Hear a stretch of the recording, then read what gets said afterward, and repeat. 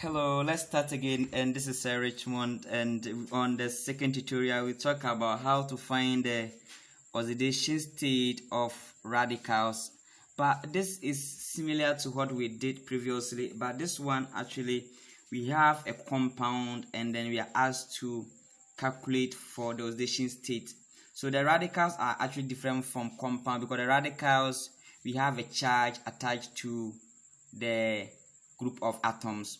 Okay, so with this we have a compound, and then always this compound, what I need to tell you that always the central atom is the atom in between the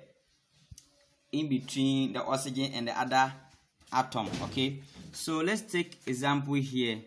We have the first one here, we call it H2SO4. Okay, I'm calling this name H2SO4 because in another tutorial I'm going to name them, so they're not necessary for me naming them here. Okay, or I can call it sulfuric acid if you like it. Okay, but we will name them properly when we get there. Okay, for you to calculate for the oxidation state of this compound, even if I'm not told, you are not in the central atom is not indicated, I'm telling that always we calculate for the oxidation state for the element at the middle. So I have oxygen here, we have hydrogen, so sulfur is at the middle. So we need to know the oxidation state of hydrogen and oxygen. And in this situation, we know that hydrogen is having a fixed oxidation number of +1. So you just do something here that 1. So hydrogen is having a fixed oxidation number +1. So just write the 1 here. And then because of this 2 is multiplying the hydrogen, you just multiply the 2 by the 1. So 1 times 2, you get something like this. And then the sulfur, that is the one that we have to calculate the oxidation number for. So we just replace that one by x. Alright, so plus x. Okay, but one thing you need to know here, that let me just explain this one very fast and then we go. This one is an element on its own, this one is an element on its own, this one is an element on its own. The law states that when we take the algebraic sum of the oxidation state of each element in this compound, then it should be equal to the charge carried by this compound. But this compound having nothing. It's a neutral compound, so each charge is oxidation number is 0. So the algebraic sum of the individual elements here, when we add them together, should be equal to the oxidation number of the compound, and the oxidation number of a neutral compound is 0. So 1 times 2, it means that oxidation number of hydrogen is 1 times the subscript 2 plus x. That's the oxidation number for S that we are calculating for, minus 2, because the oxidation number of that's oxygen is minus 2. And we multiply by its subscript here, which is 4. So times 4. And I told you that when you sum up the oxidation number of the individual element forming the compound, you should get the oxidation number of the whole compound, which is 0. Okay, so very easy here. So let's continue.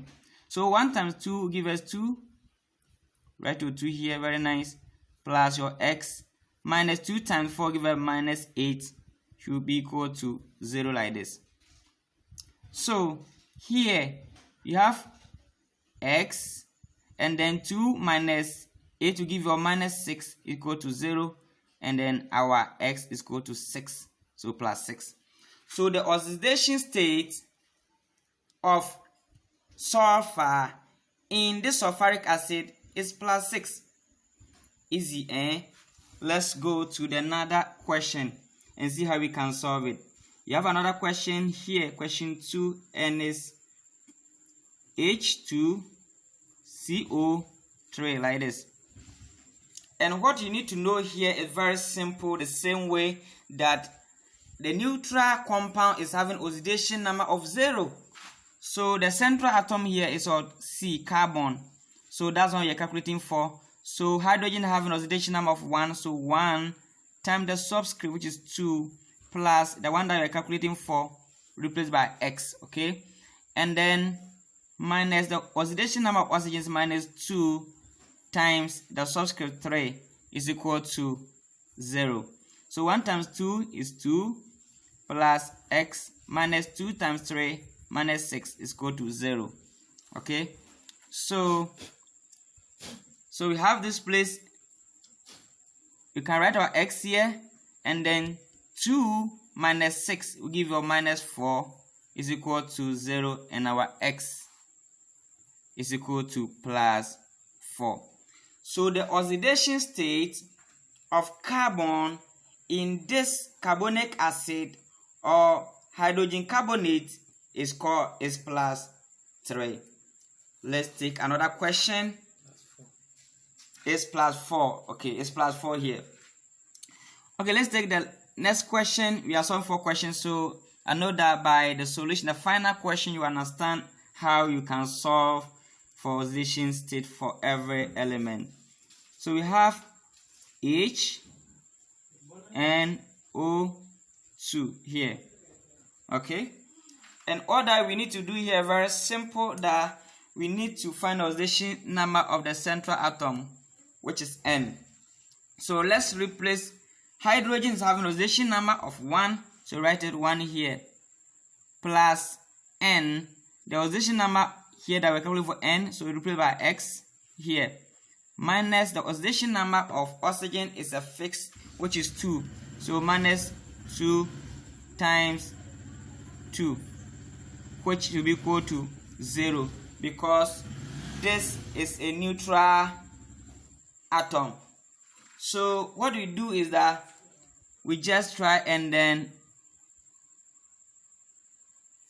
simplify them. So 1 plus x minus 2 times 2 gives us minus 4, so equal to 0.